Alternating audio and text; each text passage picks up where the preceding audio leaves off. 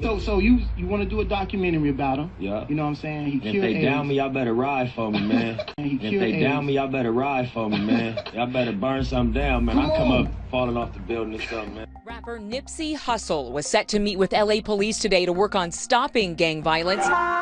Instead, the community is mourning his passing. The artist gunned down in broad daylight in front of the clothing store he founded.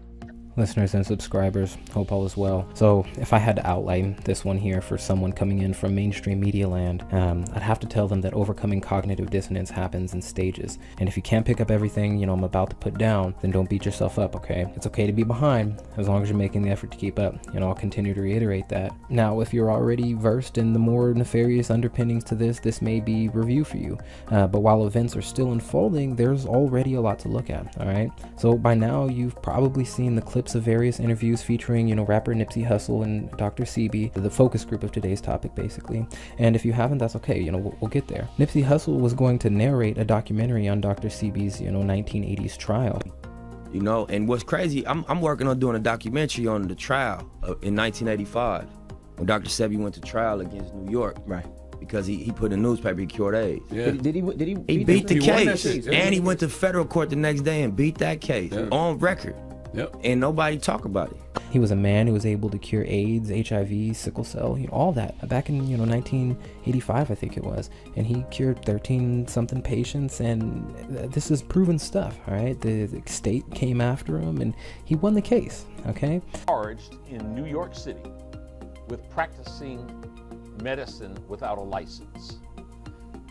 You were ultimately charged, indicted, and taken before the New York Supreme Court.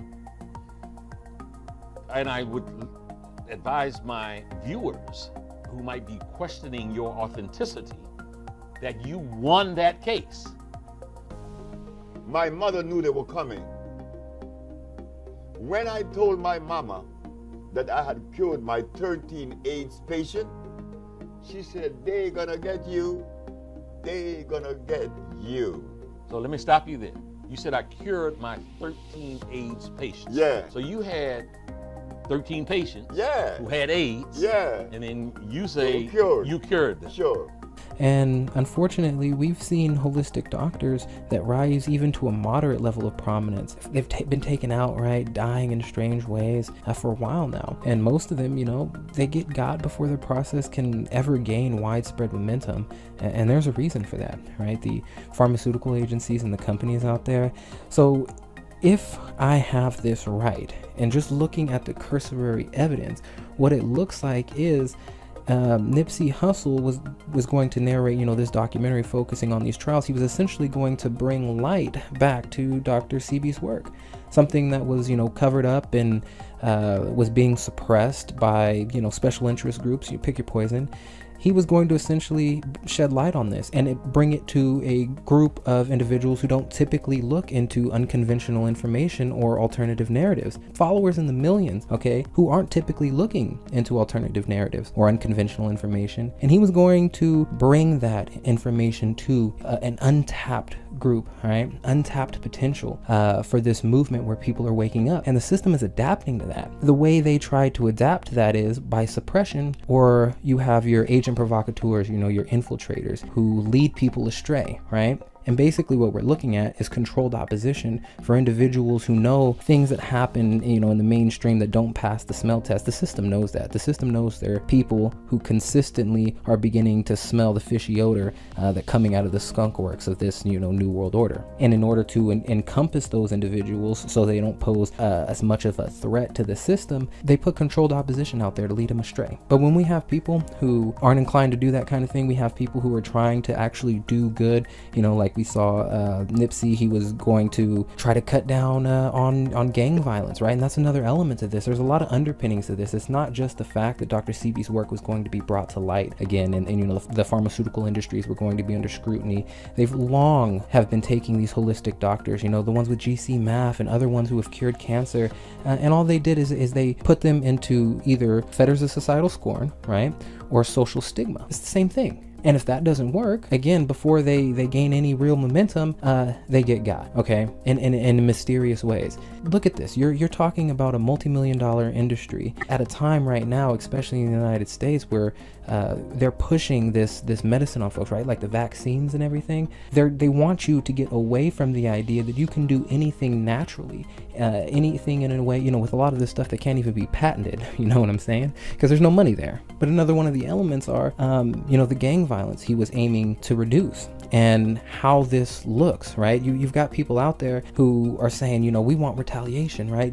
Let's go out there and get our revenge, right? Because they think this is just strictly gang related, and you know, no, man, it goes deeper than that, okay? It goes much deeper than that, right? Wasn't the body found, you know, 5 shots in the body, 1 in the head, military style, something like that? Like I said, you've got the one element, you know, suppressing the holistic medicine, the science that shows that herbs and natural remedies can heal you permanently, okay? That's one element of it. Now this other element where they're trying to essentially have excuses to militarize the police force, you know, and bring these totalitarian reforms and legislations and things like that. So what do? You try to put the people against each other with race wars. That's what we saw with Smollett trying to instigate, you know, right around Black History Month. Very dangerous narrative he was painting there, okay? And now we have this assassination. What this does is it causes a rift in the community, and now somebody who was acting as this liaison of peace, trying to stop the momentum of the gang violence and stuff. Now you have this effort by, you know, the powers that be to nip that in the bud. That's basically what this was.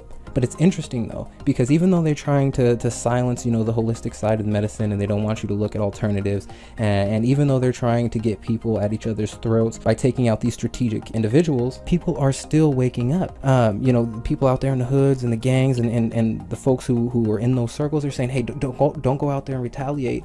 This was a setup. This does not pass the smell test. They're doing this to manipulate you. They're doing this to control you. There are folks actually out there saying that. They don't believe this happened organically the way the media is saying it happened. They're saying there's more to this, and have better judgment with what you want to do, with what you think you're getting ready to do. I mean, that right there gives me hope. It helps me to realize that there are people out there who can see past some of this stuff and can still serve as a voice to say, look, don't let this be a time to divide us. Let this be a time to come together, because we need that more than ever, especially if there's campaigns trying to drive a wedge between folks. And I'm saying this because if you are from the hood, do not, I'm saying this for the Bloods, Crips, anybody in the hood, do not start shooting at other hoods. Do not start shooting at other hoods. That is not how you handle this. The enemy has been all in this. And again, this stuff is nothing new, but the fact that, I mean, these initiatives and campaigns to try, you know, the psychological warfare and the social engineering, none of that's new.